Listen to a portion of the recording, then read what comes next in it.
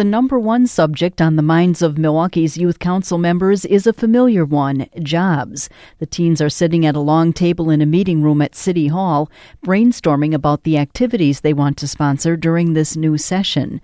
Councilmember Dyamond suggests a jobs workshop for young people. It's job readiness, opportunities, and how to make a resume type of workshop.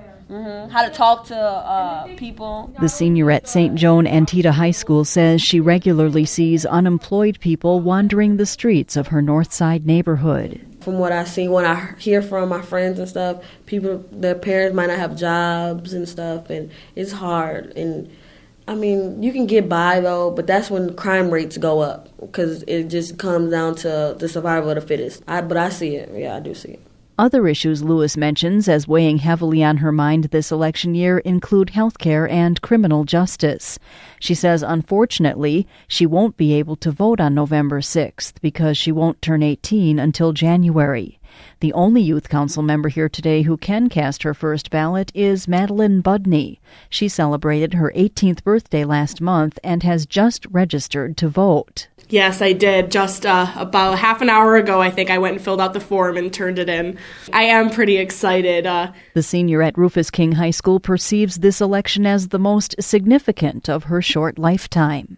For me, it's coming down to a lot of the kind of social issues that are being discussed by both candidates, just how each of them are kind of considering what some would consider human rights or constitutional rights or natural rights are so starkly different. That's why this is one of the most important elections, because depending on who wins, it could change the face of the country forever. Budny says despite her excitement about voting and her membership on the Youth Council, she does not want to become a politician. She plans to be an attorney. So does fellow council member Cesar Hernandez, a senior at Marquette University High School. He says the current political climate has soured him.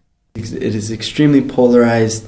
Politicians now on both sides are allowing their political agendas to get in the way of actually getting stuff done.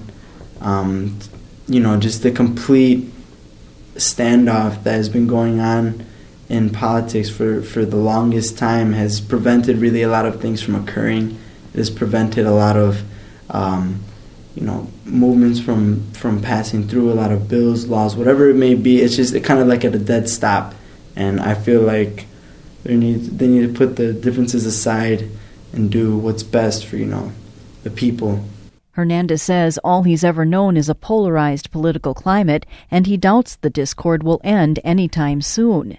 Councilmember Dyamond is optimistic that when the Youth Council's generation comes of age, it will turn nasty politics on its ear.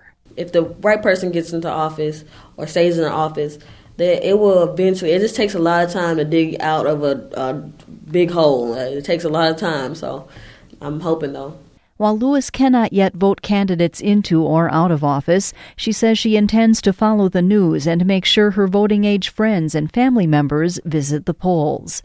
Maddie, 89.7 WUWM.